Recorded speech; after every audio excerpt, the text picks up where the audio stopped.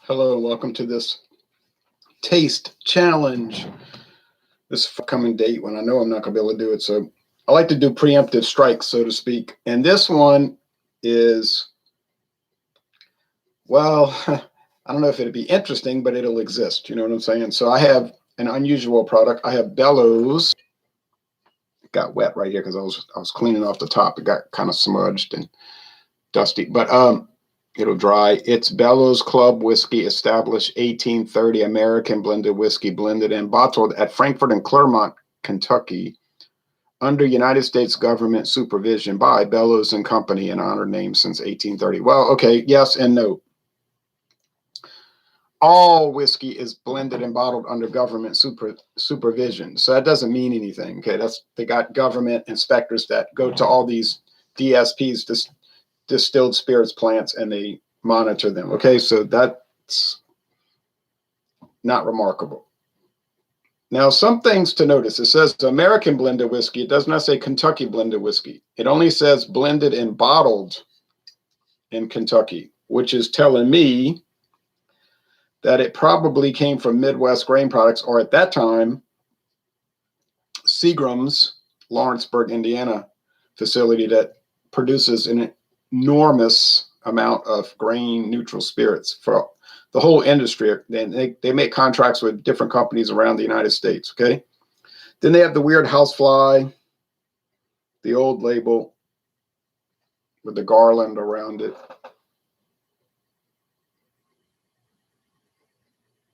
People say it's a bee. So it doesn't look like a bee to me. It doesn't matter really because anyway, they don't use it anymore. They just use a big bee. Bellows with its drop shadow lettering, and then the flat club whiskey, no drop shadow, in red. True story. Bellows really was introduced in 1830. The company William Bellows and Sons, William Bellows Company, was established in 1830 in New York City. They didn't have distilleries. They were wine merchants and liquor merchants. They bought and sold liquor. So basically, they procured stuff from different producers. At some point in history, and I don't know when, I never could find out when, they sold out to Beam Company, Jim Beam Company in Kentucky. Beam didn't give any kind of advertising attention, and you never saw another magazine ad after that. And they just kind of let it linger around, didn't do much with it. Probably made a little money off of it since they had no overhead with it, really. And then I think in 2015, they sold the whole Bellows line to Luxco, Luxco, Luxco, which brings us back to Midwest Grain Products of Lawrenceburg, Indiana, formerly Seagram's, because Luxco was bought by Seagram's in late 2020. Not Seagram's. Luxco was bought by Midwest Grain Products in 2020.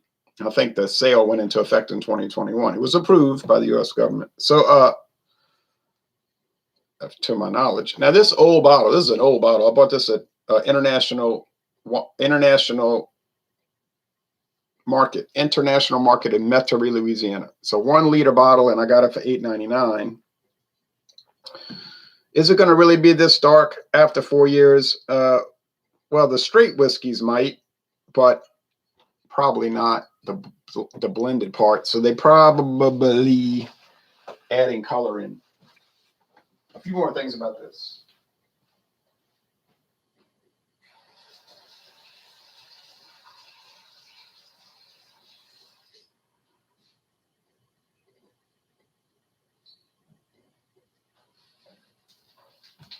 You could tell it's a Beam product because, well, it says Frankfort and Clermont, Kentucky. That's a tip off. Anytime you see that, that's Beam, okay? Because that's where their two distilleries are. And Clermont is where they get the Beam experience. I don't think you really get to see the distillery, but you get the world of Jim Beam. Frankfort is production only. There's no tours. This bottle was so old, it looked like the label was nibbled away by like a mouse. It's probably stored in a warehouse somewhere, and so I had to clean it off real well. When I first bought the bottle, it was caked in dust. So I took warm water and soap, nearly hot water, and I washed it all down, get it clean. And I was like, I don't know how old this bottle is, but I was looking on it, and at the bottom of the glass it says 94. 94. So I get the impression that it's a 1994 bottle, which would be in the time frame of the Jim Beam ownership. So 27 years old. And it's an old bottle, like it's got bubbles in it, air bubbles. It's almost like it was hand blown, but you know it wasn't. It's not. It isn't not a hand blown bottle, but it just seems that way.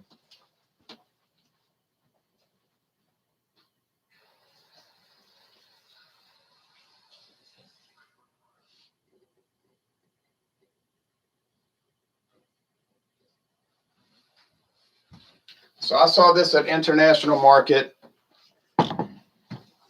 and they had it next to the modern Bellows bottles, which they still have over there.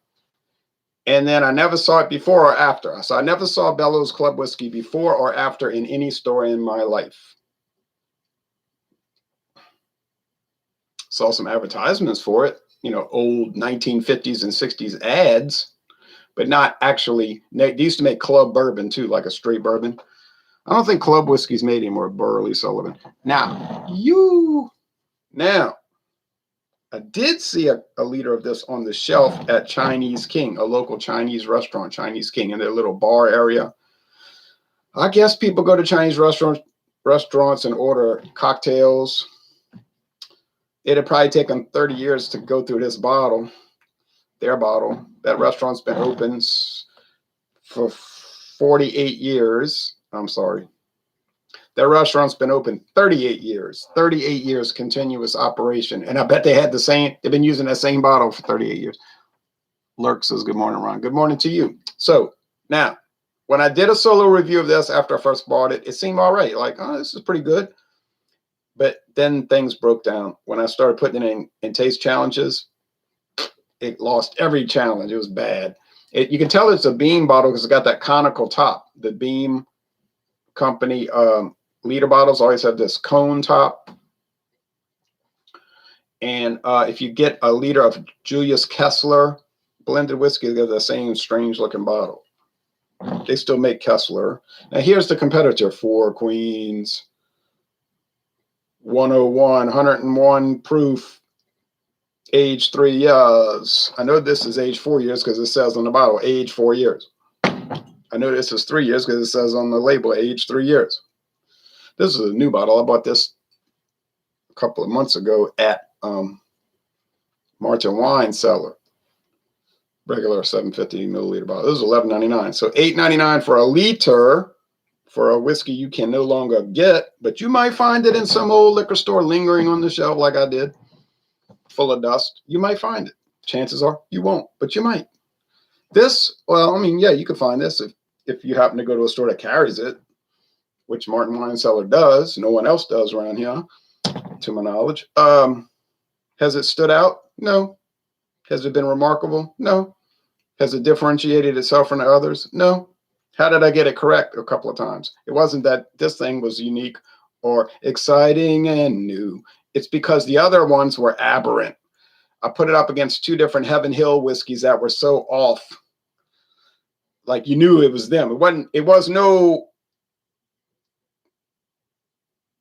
bragging point for this. It was just that those things were so not right that broke the riddle, solved the riddle. And that was an aroma. Clubhouse, and what's that other Heaven Hill one that I tried? Oh yeah, Kentucky Boat. It's like, no, whiskey is not supposed to taste like this. So anyway, this one here, I mean, it's going to be differentiated, and it's not going to be because 101 is that good. It's going to be because club whiskey is nasty. Tommy Carroll says, Louisiana Beer Reviews, happy 4th of July. Happy Independence Day to you. Everybody, tomorrow, my biggest goal for Independence Weekend is cutting the grass. It's a true story. All right. I should have done it yesterday. It was dry. It was so humid though. Ooh, but it was dry. Grass was dry, and my neighbor next door was cutting. And then his father-in-law's yard. But I was so tired from work. I said, I can't do it. I mean, I could do it, but I was like, I'm just going to hope for tomorrow. It's too wet right now, but I have enough time frame where it could dry up theoretically, and I could do it. Won't take me long. Now, if it's dry and I get out there, I can do it in 40 minutes. With the cleanup and everything, less than an hour. It's just the fact of, is it going to work out? But I'm driven to do it, you know. The club whiskey is a little lighter. It's a lighter shade of gold, and this is a darker amber, more amber gold. Well, it makes sense. This is 101. It's 101 proof. All right.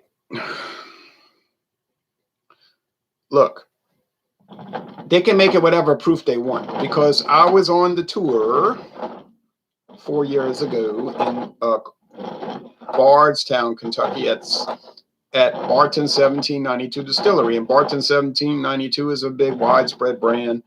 They make specialty bourbon, some that is like $30 a bottle. Some of the Barton would be like $130 a bottle, depending on which level you buy. Then they got some Barton that's really cheap, like the Barton American blended whiskey, Kentucky blended whiskey. I paid $5.99 for that bottle, $6.34 after tax. So with Barton, you can go low, extremely low, or you can go high, like a Paul McCartney song, high. So, but the girl, I say the girl because any woman under 40, I always call them a girl. I don't know why. Everybody seems young to me. Even when I was young, everybody seemed young. Now I'm older, everybody seems young. All right.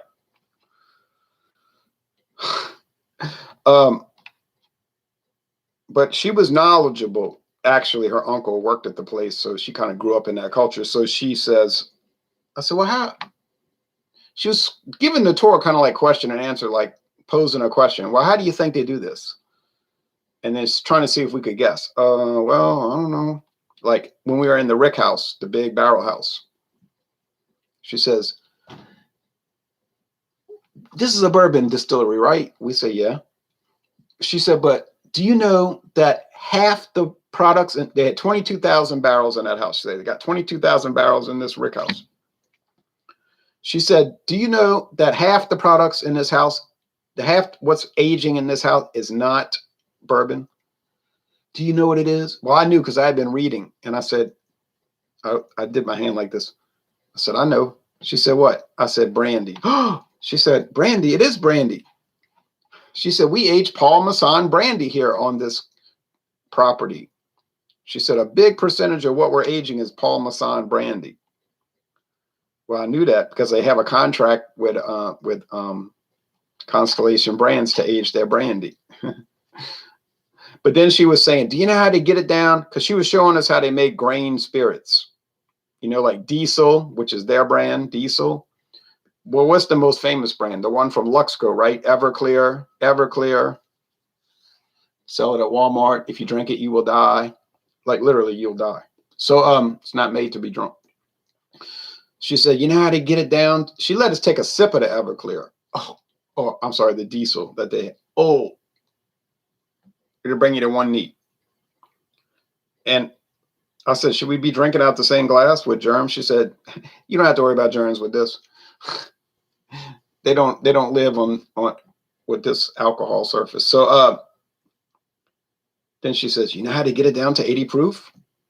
Once again, posing a question for the tour, which I like that. I like that method. I said, no. And the other guy on the tour said, no. She said, they just add tap water. And she kind of laughed. I said, really? She said, yeah, they just pour water in it and then they measure it and drops it down to 80 proof. And they say, stop. And then they sell it. Was that Paul McCartney song where he dissed Lennon?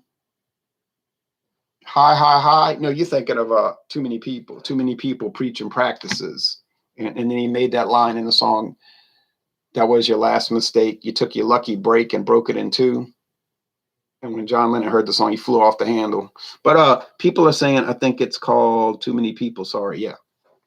And then apparently the original line was supposed to be, Yoko took your lucky break and broke it in two. But even then, Paul McCartney in 1971 probably thought, I can't do that. I can't put that in there. That'll start a major war. It's going to be bad enough when he hears the song. But if I put that in there, it's going to be all the gloves are going to come off. So he was like, I better cool it a little bit. I'm still going to take a shot at him. Of course, then John Lennon made a revenge follow-up later that year called How Do You Sleep? That was his response on How Do You Sleep? Oh, man. That was a pretty nasty song. The only thing you ever did was yesterday. That's what the song said. The only thing you ever did was yesterday. Well, that's not my problem, you know. Nina Yordi, I haven't heard from you in a while. Look who's back. Hey, Nina. Have a happy 4th, Ron. Why don't we do it in the road? Yeah, no one will be watching us. All right, anyway, here we go, everybody. So you can learn a lot on a tour, or you can not learn a lot on a tour, because some of these tours are like totally they're totally scripted, and the people on the tour are not knowledgeable really, and they just memorize their lines, and that's pretty obvious. So if you're not a jerk, you'll just take the tour and enjoy it. You know, the people are not going to know. If you want to be a, you know what, you could say, well, what about, and bring up all these technical issues that they're obviously not going to know the answer to.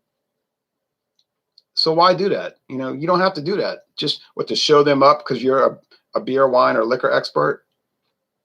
There's no point to that. And she knew a lot, so you weren't going to handle her. So I said, y'all don't make grain spirits here anymore, huh? Do you get them from Midwest Grain Products? And she said, that's exactly where we get all our grain spirits from.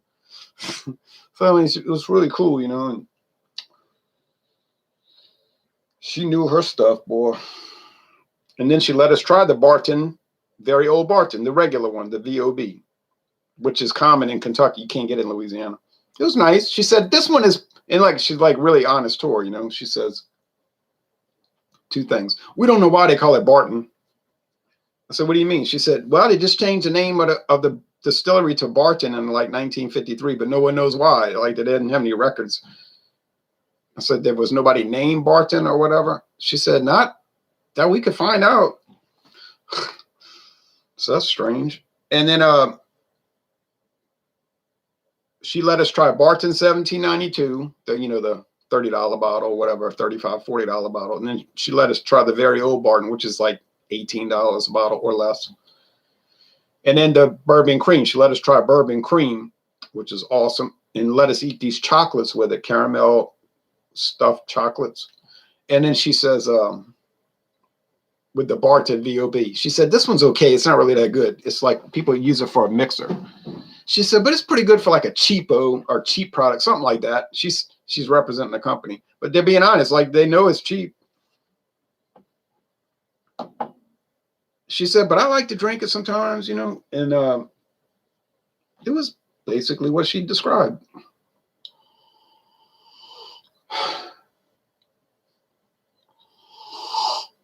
Well, let's all go to the cornfield. Uncle Billy's got corn, ain't never been shucked. Uncle Billy's got daughters, ain't never been. So, it's the corn exhibit. It's corn. I mean, if you don't like corn, what are you doing here? This is it. This is it. This is all the corn. Is this a bad aroma? No, it's not a bad aroma. It just tastes like musty fermented corn product. I eat a lot of grits. So probably too many grits, but it's like, yeah, it's what it is. It's like bourbon watered down with something else that's like neutral, and that's exactly what it is. Watered down with grain. It's cut with grain neutral spirits, and not watered down because those are 80 proof also. I mean, the flavor and the aroma's watered down, you see. Let's go over here. Well, it's about the same, but there's a little weird, I don't want to say weird, there's a spiciness to it, a peppery note. Not mint so much, like black pepper. It's strange. There's like some little Jim Beamian weird cellar mold-ish kind of thing going on. And I'm telling you, you get Beam products, I don't know why they got this cellar mold aroma and flavor. And the wood is like green. It's like they took wood, they didn't let it dry out all the way. You say, nobody's going to make barrels out of green wood, fool. I know that. But I'm saying it just seems that way. Inman 40. Why these people got to call me when I'm doing it?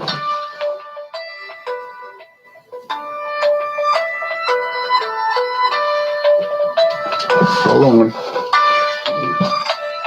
Hello? I'm going to have to call you back. A taste challenge. I'm going to call you back. It's not going to take long. All right, bye. You might have overheard him say, what are you doing, a stout Saturday? No. Hello, Ron. Good to see you. The other day I tried Zapp's boudin balls and jalapeno poppers. They were excellent. I found them in the frozen food section in the store called Little, similar to Aldi. Yeah, they sell them around here, the boudin balls from Zapp's. I live 15 miles from the Zapp's potato chip factory. I ought to go take a tour. I mean, if they give tours. Hey there, Ron, says Daniel Wells. Hello to you. I don't know if they actually give tours. All right.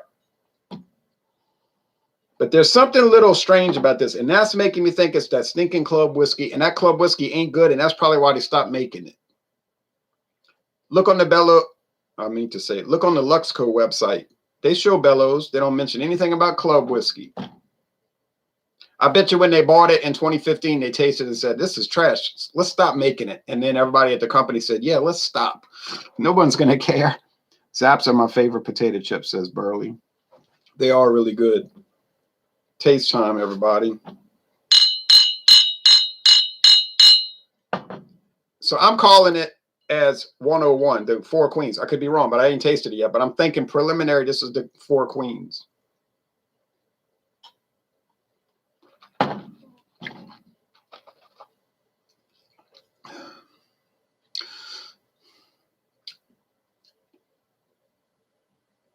It's got a little caramel. Caramel. It has that. And it does have some spiciness in it. But I don't know, it doesn't have that nastiness that the club whiskey has. Because from my memory, club whiskey is like, oh, you take a sip and it's like really jarring and unpleasant. So let's go over here. I'll be glad when that bottle's gone. Whoo-wee, well, I'll be glad.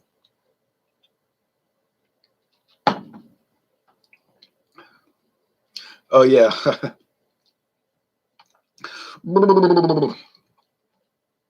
Get out of my face. That's the club whiskey. Oh, round. That is harsh. You say it's not smooth? Smooth. I mean, you think sandpaper smooth if you buffed your face with sandpaper? It is rough. Man, this stuff is, you could never sip this. It's a mixer, but why would you use it? You know? Oh, man, $8.99 for the liter. Yeah, I guess that's about what it was worth. Maybe $8 too much. It was because of World War II that they had to change the name to Jay's. Jay's? I don't know what you're talking about. All right.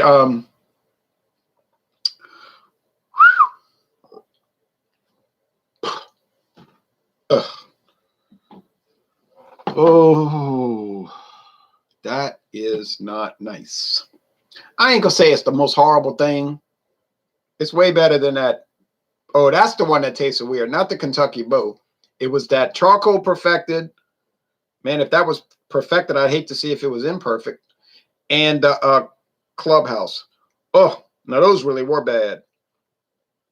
Because they're not right. Like, why are you drinking whiskey and it tastes like pecan oil? It just, but this is close to being nearly as unpleasant. It is not nice. I guess because it's a Chicago brand chips.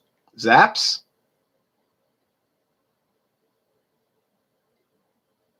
I think there's some confusion on what we're talking about. Zapp's is from Gramercy, Louisiana, on U.S. Highway 61. The man, Mr. Zapp, his last name actually ended with an E, Z-A-P-P-E. But I guess they called the brand Zapp because they didn't want people calling it Zappies, Zapp, because his name was pronounced Zapp. He died, unfortunately. He had cancer and he died when he was 70. It was sad, but his family didn't want it. They were like, we don't want to run this company. So then here comes Utz, UTZ, Utz Potato Chips of Pennsylvania, UTZ, Utz. They showed up and said, we'll buy the whole thing. And then the family was like, you think we're going to sell our family potato chip company? And I guess Utz said, well, this is what the check's going to be written out for. And they probably looked at the check and said, yeah, we'll sell it immediately. And then right after that, in 2012, Utz started showing up everywhere around here. Utz. So they were a much bigger company, family owned. And so they own Zapp's, but they didn't mess with Zapp's. Like they didn't touch it. As far as any consumer would know, Zapp's is owned by Zapp's. There's nothing on the packaging to indicate it's owned by Utz. I mean, if you get on the website and it'll have the section about us, you can read and it said, you know, whatever year Utz purchased our company and continues to produce potato chips that are most high quality, you know, and all the violin story and everything. All right.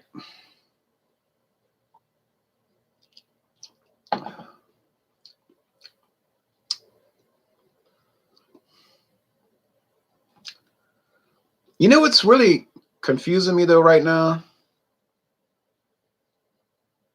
And I mean really confusing me. This thing here that I just took a sip of seems watered down, but not harsh.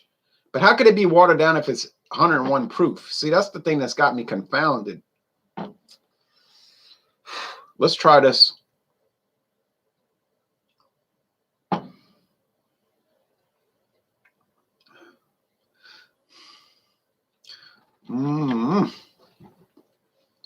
This one seems stronger proof. I'm really confused now. And it seems kind of nasty and off. Not off, but just nasty and harsh. Like, I don't know what to say. But I will say this in my own defense. Got to think of something, right? I've said this so many times. Go back and watch all my live videos if you got 20,000 hours to waste. What did I say? I said, if you take whiskey A and you taste it on its own, and then you taste it against whiskey B, and then C, and then D, and then E, and then F, and then G, they're going to all taste different. Every time it's going to taste different. It's an odd situation, which I don't know the science behind it. Tommy says, the people who own J's, their last name was Jop. Oh, Jap. Well, I don't know anything about J's. Jop. Jop. It was probably pronounced Yop. Yop. I don't know anything about J's. I never heard of them, actually. I'm talking about Zaps. Zaps. Okay, so now I'm pretty confused, but I'm gonna get it. I'm gonna get it together. I think I'm gonna be a risk taker right now. I'm gonna take a little risk, and I'm gonna say, oh, and by the way, when we're finished with blended whiskey, American blended whiskey, I'm so happy because that's my least favorite. We're gonna go to Canadian blended whiskey. Now, some people are saying that ain't no better. I think it's better. To me, it's better, but other people would disagree. But I have Canadian Gold from Laird's. Well, you know, they own the brand. They don't make it. But they that's been on the market since, I believe, 1961 or 1960. It's been around. Now, you might say, is Canadian Gold popular? No. Has it ever been popular? All I would say, it exists. A lot of these products, they just exist. They just make a little bit of money. You know, they put it on the shelf and the money trickles in and they do nothing to advertise for it. And as long as it's making like a little tiny profit every month, they just keep it there. You know, they're not losing money on it. It's not breaking even. They make a little bit of money off of it, and that's it. So I guess there's a role for that. All right. You say, oh, you mean like Chrysler? I didn't say that. You said that. Okay. I'm going to say this is the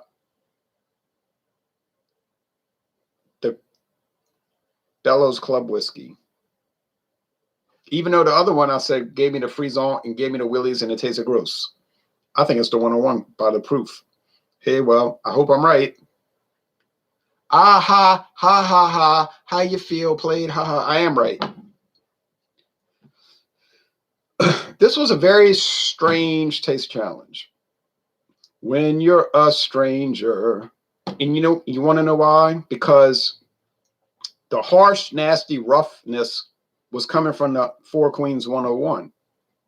But I'm the one that always said Bellows Club whiskey was nasty, harsh, rough, unpleasant, and everything, off-putting. But today, it was milder.